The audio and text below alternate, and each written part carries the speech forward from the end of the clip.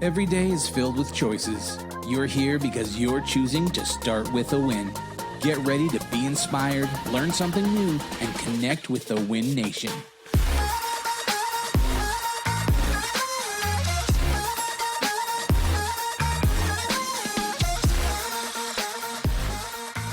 Coming to you from Denver, Colorado, home of Remax World Headquarters. Adam Contos, CEO, here with Start With a Win. That was some pretty fierce dancing there, Mark. Well, I was inspired by our guest who was getting into it as well. Yeah, this is going to be a great show. I'll tell you, the guest we have on today is truly amazing. So Jia Jiang is the owner and CEO of Rejection Therapy. I think that's some therapy we all need in life. It's a website that provides inspiration, knowledge, and products for others to overcome their fear of rejection.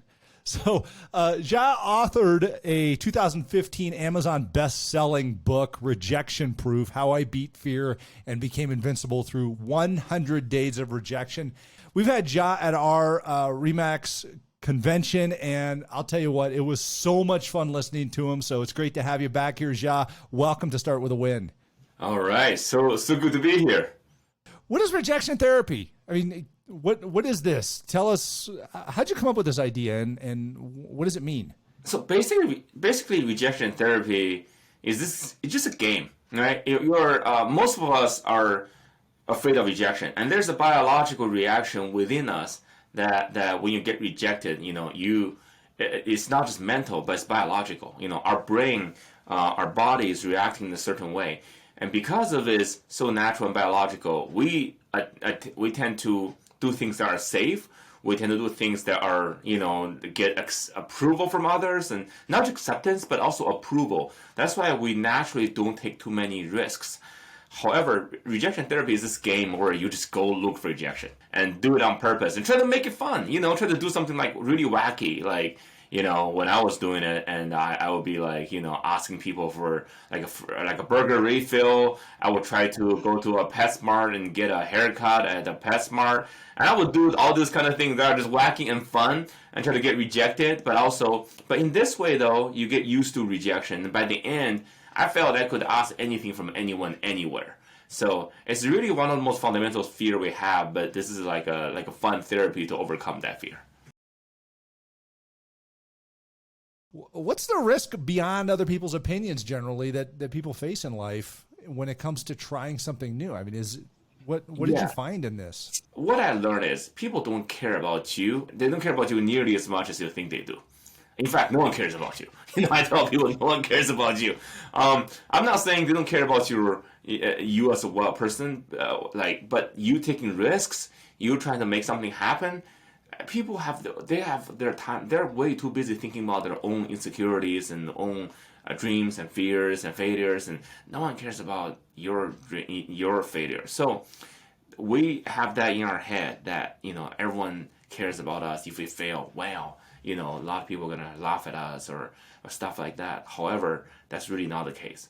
So there's a big discrepancy between how we perceive ourselves and how our relationship with others versus what really is happening in the world.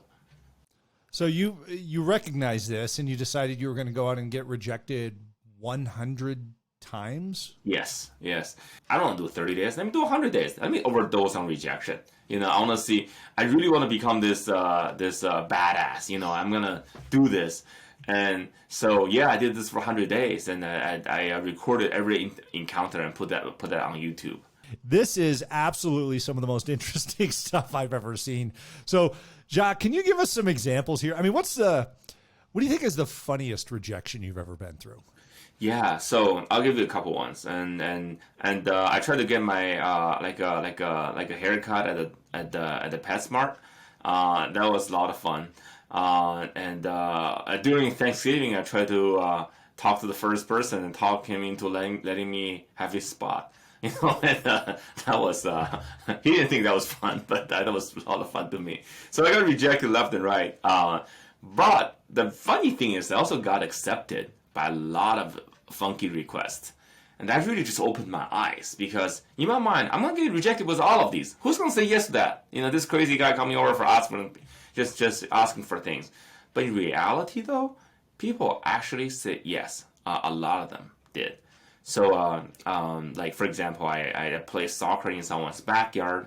I was able to talk to a police officer into riding his car. Just driving his car.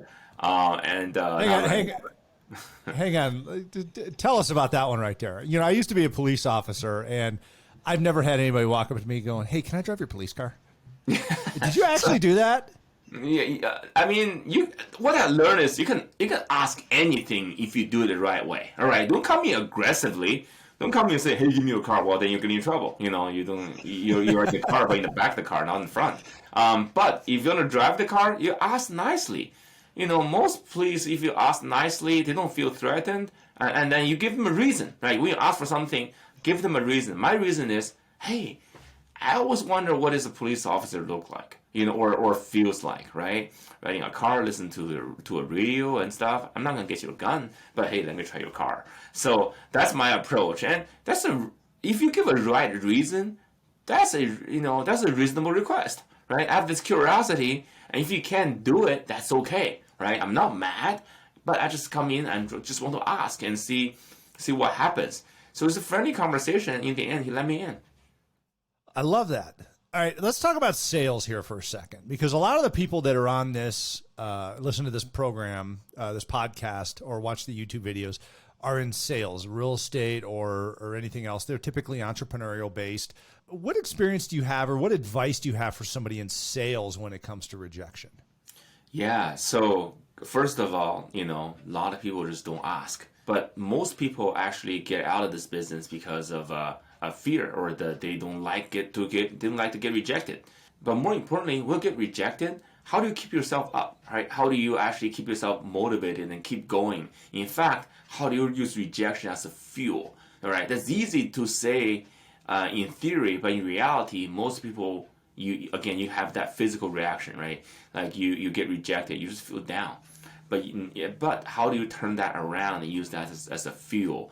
So when you get more rejection you get, the more fired up you are.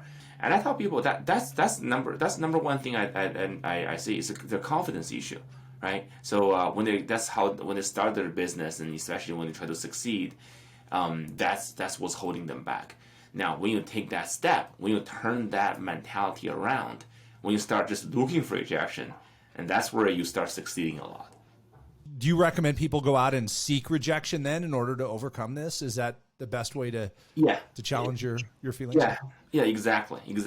You don't have to start with business. You gotta start with something small. You gotta start with something every day, right? When you go to say a Starbucks or something, ask for a little bit more. Ask for a discount. You probably get rejected, but it's okay. Do it nicely, right? Do it and but use that interaction as a way to train yourself, as a way to actually get inoculated with the fear. And if you don't like to ask for a lot of things, ask to give things, and go to a grocery store, ask to say, hey, can I pay your coffee, or can I help you with your card, right? How do you overcome that fear, right? You're genuinely trying to help people. So use these everyday interactions and try to ask for things or give things. And so in this way, you're basically like a training, right? You are shooting basketball in a hoop by yourself, right? So when you're actually playing a game, when you're trying to close a sale or pitch to a client or whatnot, you're more comfortable. Otherwise, we're always in this discomfort. Do you feel that a lot of people try to avoid rejection every single day? I mean, do people just go through life seeking mediocrity or seeking calm and quiet and not get rejected? And I mean, do you have a goal of getting rejected every day, or is there anything that you do to try and make yourself even better at this regularly? Because it's got to be a habit to try and get better. How do you build that into your life? Exactly. And so people don't go out and look for mediocrity in life. That's not what people want. People naturally want to succeed, all right? But there is that tendency of trying to find the path of least resistance, trying to comfort your way to success. And that usually doesn't happen.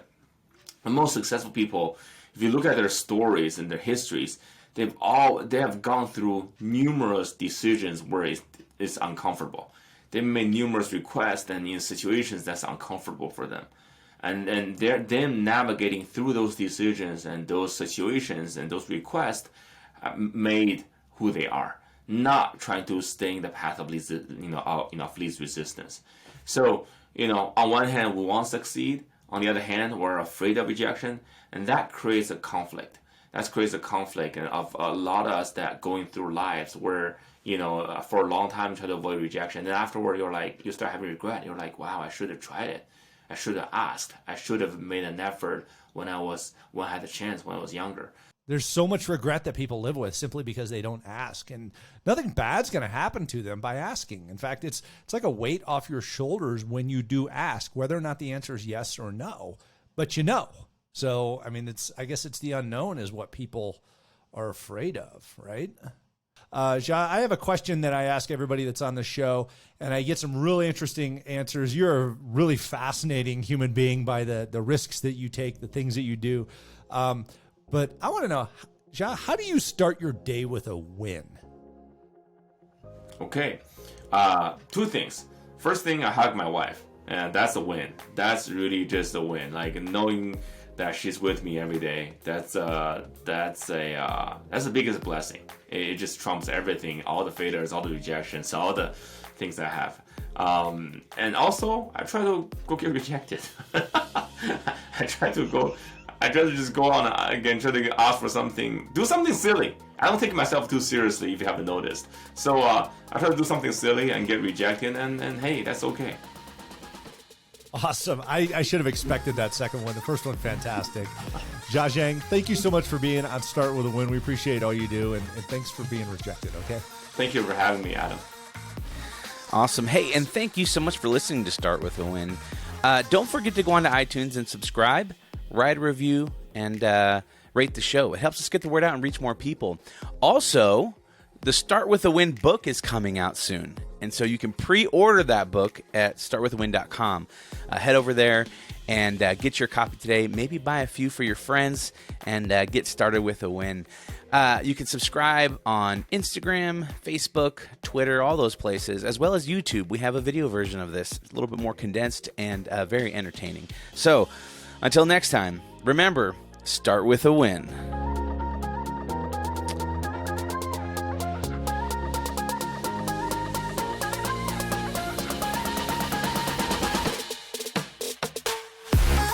Oh, speaking of YouTuber, are YouTubers still there? Oh yeah, they're here. All right. Hello, everybody. Hello. All right. Hey, I love this conversation. As a kid, I was very not afraid to put myself into awkward situations. If someone would pay me $1 to get up on a table and sing, I would do that. Or, I would go to my teacher and just ask like, hey, I'm failing this class. Like, what can I do to, pass? And, they'd be like, oh, okay, well, you do these and you'll pass. I was like, all right, great. I was curious if you taught your children these principles and, and how they respond to that if you do. I mean, do you talk to them about like, hey, put yourself in a situation or, try to get rejected? Yeah, I try to define our relationship that way first, and I have to reject them a lot. They ask me for all kind of things. I have to say them all the time, right? And I don't have the resources and time to say yes on everything. I try, but I can. But when I tell them, hey, if you get rejected, don't make a bad face. Don't just cry. Don't make a fuss. Hey, try to give me a better proposal. Come back better with the proposal. You don't have to do PowerPoints, all right? Spreadsheets. You don't have to do any of that. But come back try to learn why I'm saying no and negotiate with me, right? If you do that, more than likely, I will probably say yes on the on your second request. But and don't just give up. So now they, especially the older one, he's like this little monster now. When he hears no, he's like, how about this? How about that? So. Hey, if you're watching this, you got this far, congratulations, you got the extra content. Don't forget to click on that subscribe button, the thumbs up icon, because that's going to share this video with more people, as well as the bell icon, because every time we release a great video, you'll get notified. So until next time, we'll see you when we see you.